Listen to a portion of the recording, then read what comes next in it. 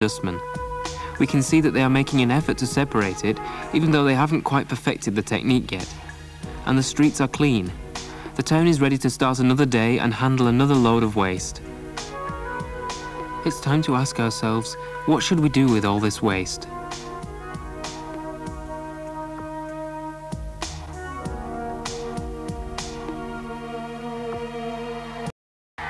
Should we recycle it? The flower markets are perhaps the first producers of waste in the morning. If the organic and packaging waste was allowed to accumulate on the ground, perhaps the flowers would start to lose their fragrance too. The flower sellers are well aware of this, and every so often they swap a handful of flowers for a broom. They know that the organic waste will make good compost, which will help make the flowers grow and eventually lead to more profit.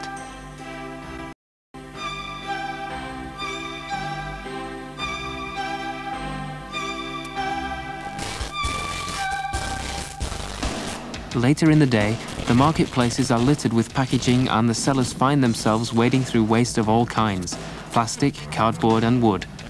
And here there is a lesson to be learnt. The sellers pick up the empty packaging and take it to the market's collection centre. Here in the collection centres, the attendants throw it separately into crushers, which turn it into compacted, sorted waste. This is a typical example of waste separation at the waste source itself. Those who are producing the waste are immediately separating and sorting it. And this is where a chain of recycling starts. Even the fruit sellers join in, adding their rotten or unsold goods.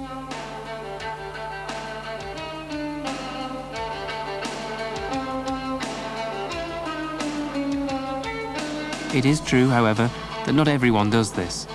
And that is why the market looks the way it does when everyone has left. And so the dustmen come in the customary way for the unsorted waste and take it. But where do they take it? To the dump? To the incinerator? Well, a third possibility does exist. We can see separation as a means of recycling in the town of Amersfoort, which consists of 45,000 households.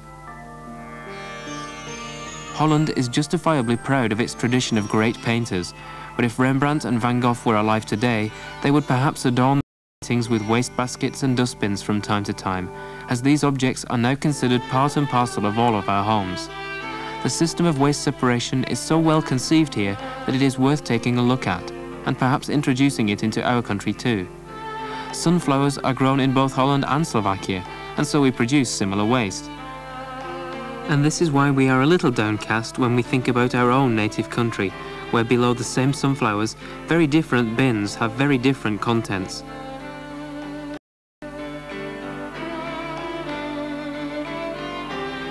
And the care taken by the inhabitants of Amersfoort seems quite unusual to us, even though it is, to them, natural.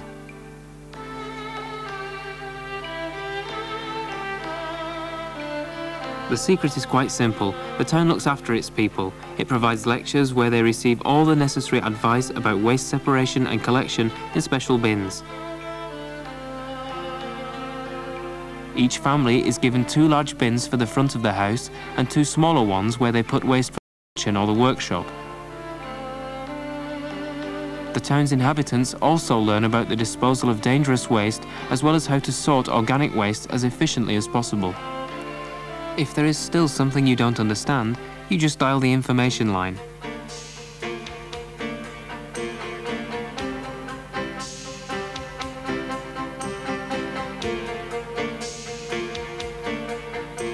Once a week, specially painted vans come to take the separated and sorted waste from the house. The bins are internally divided, but the different types of waste are kept apart from each other. Otherwise, the exercise would be pointless.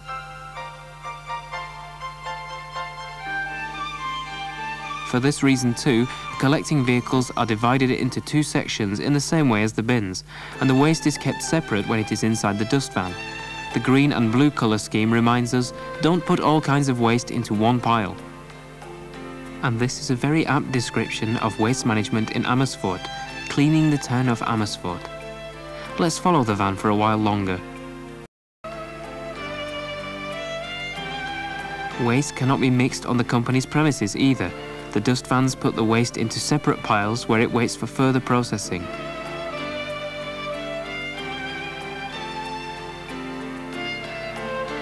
This processing is the final and thorough separation of waste which has already been sorted by the town's citizens.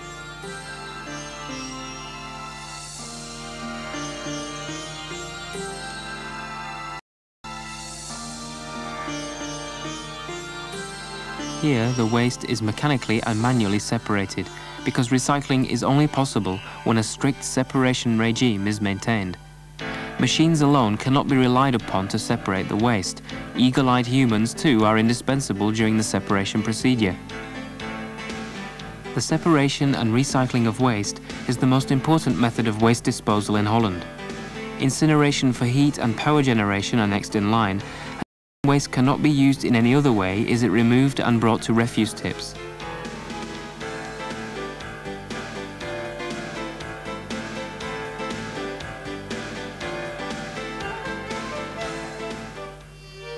We are back in Slovakia now, and here we will soon see another tip. Does this mean that the creation of ecologically and economically unacceptable dumps is the preferred method of waste disposal in this country? Certainly not. The Ministry of the Environment is proceeding according to the Waste Management Programme of the Republic. In implementing this policy, it will be possible to support not only the protection of the environment, but also the development of private businesses which focus on the reduction of waste production and which are more inclined to see waste as a secondary raw material.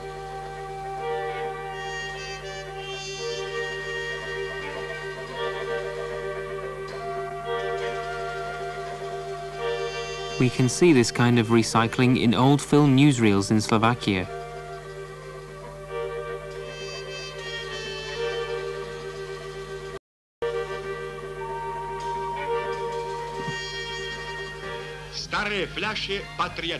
Old bottles should be recycled. In those days, it was common for bottle glass to be recycled, and young people especially administered this process. These tips at the Waste Collection Company show how successful this activity could be today.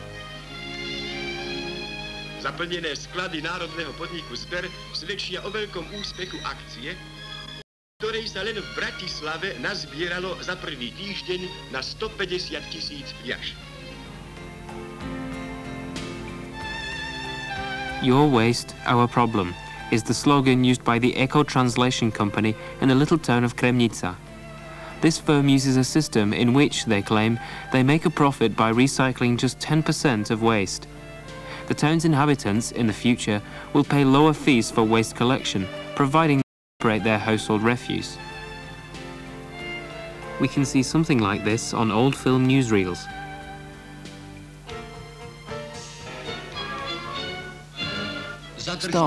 Stop, don't do that. Factories, machines and people are waiting for your waste paper. Old paper is turned into new to the sound of machinery. Menia sa staré papiere na nový, potrebný papier.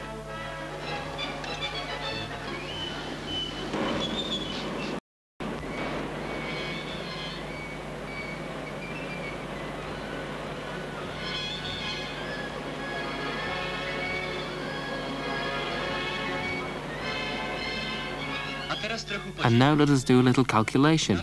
To produce 9 kilos of new paper, we need 10 kilograms of waste paper, or 23 kilograms of high-quality timber. And so whole forests are disappearing into the sawmills as a result of people's negligence. With a few exceptions, this is what it was like for decades in Slovakia.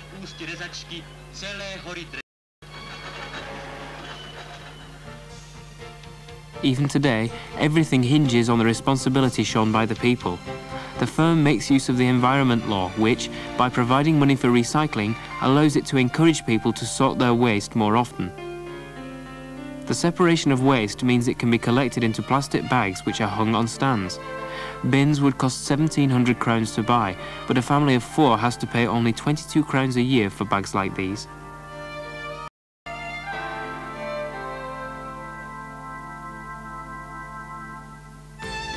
The company has developed a particularly interesting bin for sorted waste, using traditional wooden roof tiles. They go particularly well outside mountain buildings.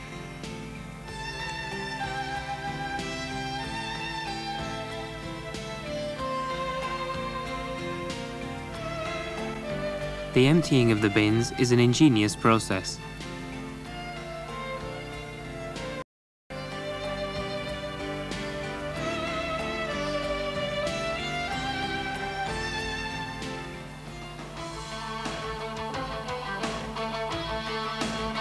Bell-shaped bins are more appropriate for housing estates. In the Netherlands, 70% of people sort their waste. Eco-translation is trying to get 80% of people in Kremnice to sort their waste too. We shall see whether this is successful. They claim that households would not have to pay for waste collection and transportation, but they will have to pay at least a small symbolic fee so that all their effort is not wasted with the idea that what's for free is of no value or easy come, easy go. In the recycling process, the firm uses only Slovak materials and technology.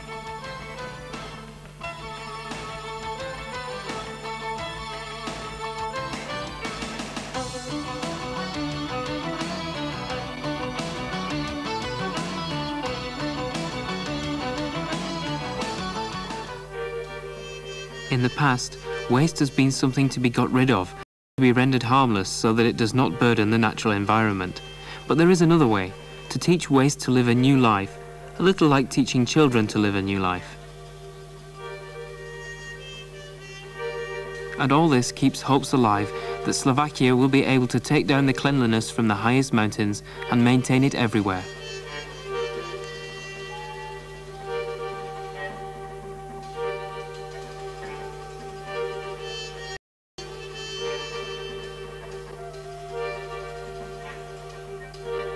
This film was the final work of Kazimir Barlik's long and admirable life spent making documentary films. Written by, script edited by, consultants,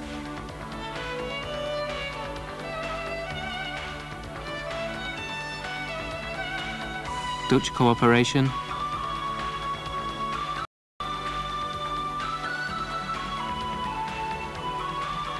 this film was coordinated by Dutch partner. This film has been sponsored by the Ministry of Housing, Physical Planning and Environment of the Netherlands. Newsreel and private archive footage.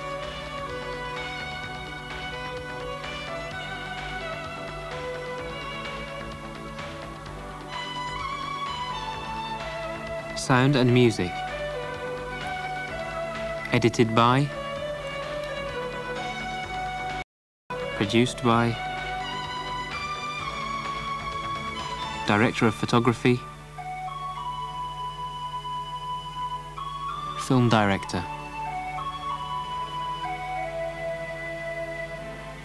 Produced by Film Studio KB5 Bratislava for the Ministry of the Environment of the Slovak Republic. English version produced in 1995 for Hajdemaj Advis by Film Studio KB5.